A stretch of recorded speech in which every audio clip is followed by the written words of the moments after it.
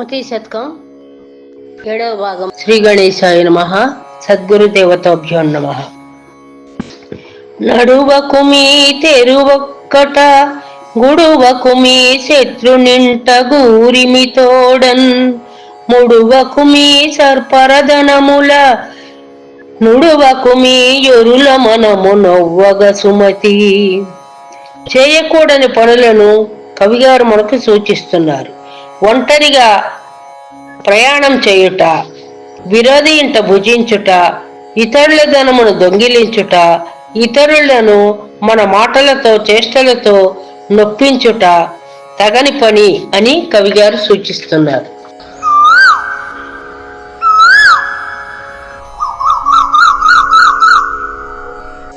నమ్మకు సుంకరి జూదరి నమ్మకు మగసాలివాణి నటుబలయాలిన్ నమ్మకు మంగడివాణిని నమ్మకు మీ వామహస్తు అవనిని సుమతి. తాత్పర్యం: పన్నులు వసూలు చేయు వాణిని, జోదమాడే వారిని, కంసాలి వారిని, వేశ్యను, సరుకులను అమ్మవారిని, ఎడమ చేత్తో పనులు చేసేవారిని నమ్మకూడదు అని కవిగారి భావన.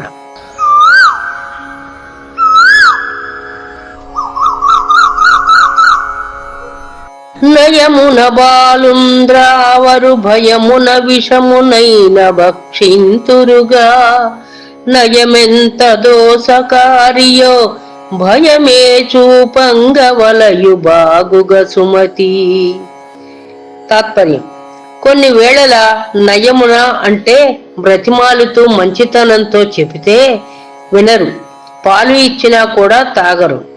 మనం భయపెట్టి వారికి విషం ఇచ్చి తినమన్నా సరే ఆ భయం వల్ల వాళ్ళు తింటారు.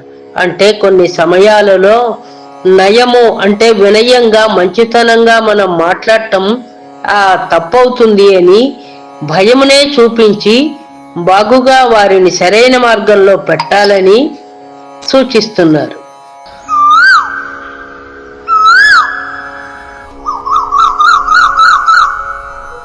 నరపతులు మేరదప్పినదిరమొప్పగ విధవ ఇంట దీర్పరియైనన్ గరణము వైదికుడైనను మరణాంతకమౌనుగాని మానదు సుమతి.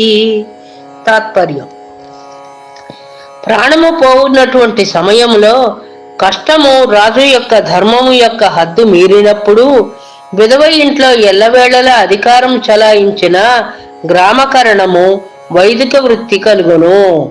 అంటే రాజుగారికి విరోధి అయి కరణము హద్దు మీరు ప్రవర్తిస్తే విధవ ఇంట్లో పెత్తనం చేసినట్టుగా అయ్యి గ్రామకరణం ఉద్యోగం పోయి వైదిక వృత్తితో అతడు జీవించవలసి ఉంటుందని కవిగారు చెప్తున్నారంటే రాజులైన వాళ్ళకి గ్రామకరణాలు అణగి మణిగి సేవ చెయ్యాలి అని దీని భావం.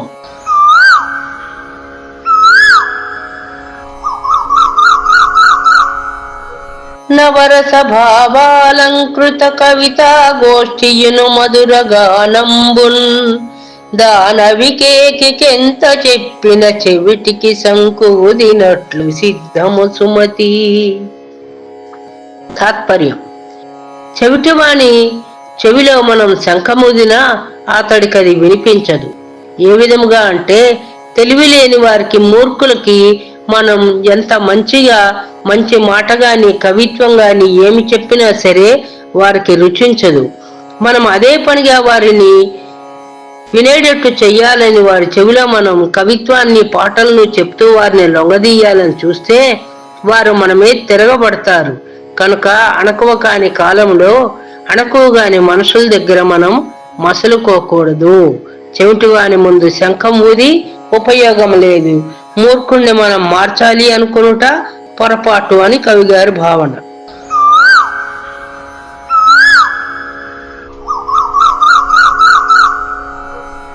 నవ్వకు మీ సభలోపల నవ్వకు మీ తల్లి తండ్రి నాదులతోడన్ నవ్వకు మీ పరసతులతో నవ్వకు మీ విప్రవరుల నయమిది సుమతి.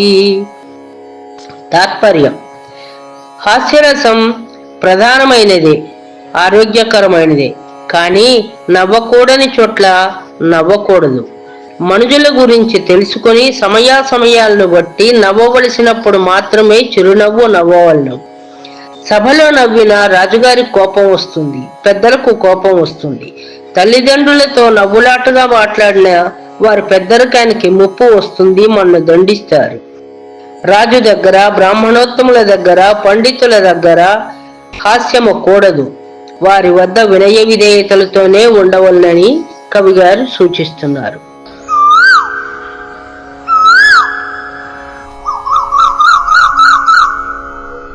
నీరే ప్రాణాధారము నోరే రసభరితమైన నుడుగులకెల్లన్ నారే నరులకు రత్నము చీరే శృంగారమండ్రు సిద్ధము సుమతి. తాత్పర్యం: అన్ని జీవులకు నీరే ఆధారము ముఖ్యమైనటువంటిది. రసవంతమైన పలుకులు పలకటానికి మన నోరు, పలుకులే కదా ఆధారము. ఆడువారు సర్వజనులకు రత్నము వంటివారు. వారికి వస్త్రమే ముఖ్యము. కనుక అలంకారం ఏమిటయ్యా అంటే ఆకలి దప్పులు నిచ్చే నీరు ప్రాణాధారం అని నమ్మాలి. రసవంతమైనటువంటి మాటలు పాటలు పలకటానికి నోరు ఉండాలి. నారు ఉంటేనే మనకు ఆహారం దొరుకుతుంది. కనుక నరులకు రత్నం లాంటిది నారు, పైరు. చీరే శృంగారమండ్రు, చీర ధరించుట అందాన్ని ఇస్తుంది, మన పరువు మర్యాదలను కాపాడుతుంది, మన జాతికి వన్నె తీసుకొస్తుంది అని కవిగారు చెప్తున్నారు.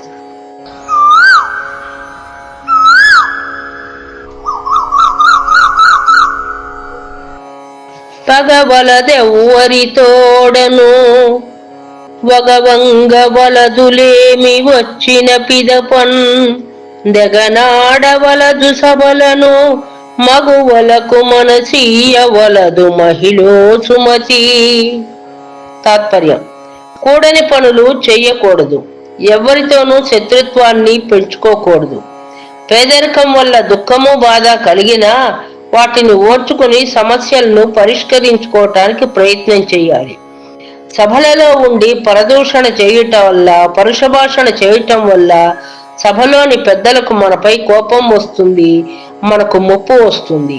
స్త్రీలకు మనసులో వలపును తెలుపట కూడదు. స్త్రీల ఎడ ప్రేమగానే ఉండాలి, కానీ ప్రేమతో ఉన్నాము కదా అని మన రహస్యాలన్నీ వారికి చెప్పకూడదు అని కవిగారి భావన.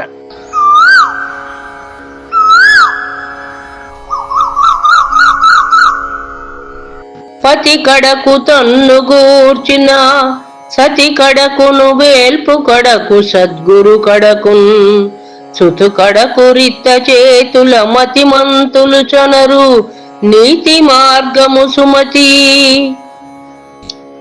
నీతిమంతులు యజమాని వద్దకు ఉట్టి చేతులతో వెళ్ళకూడదు.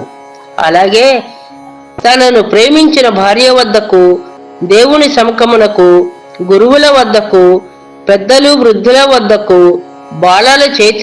బాలల వద్దకు అంటే శిశువుల వద్దకు, కొడుకు కూతుళ్ల వద్దకు వట్టి చేతులతో వెళ్ళకూడదు అని కవిగారు చెప్తున్నారు.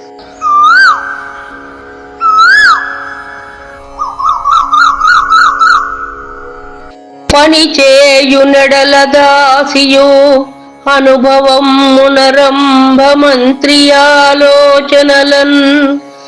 ధన భుక్తి ఎడల తల్లియు ఎనదగు కులకాంతయుండ నగురా సుమతి. కులకాంతలకు కొన్ని లక్షణాలను చెప్పారు. మనువు శ్లోకములందు అనుసరించి చెప్పారు. ఉత్తమ ఇల్లాలు ఇంటి పనుల్లో దాసీవలే ఉండవలను, సంభోగ సమయంలో రంభవలే ఉండవలను, సలహా చెప్పునప్పుడు మంత్రివలే ఉండును, భోజన సమయంలో తల్లివలే ఉండవలను, క్షమా హృదయంతో ఓర్పుతో సహనంతో ఉండవలను. సిరి సంపదలను పేదరికము ఉన్నా లేకపోయినా ఆ ఇంటి ఇల్లాలు లక్ష్మీ కళతో వర్ధిల్లవలనని మనుశాస్త్రము స్త్రీలకు ఉపయోగించిన ధర్మాలు.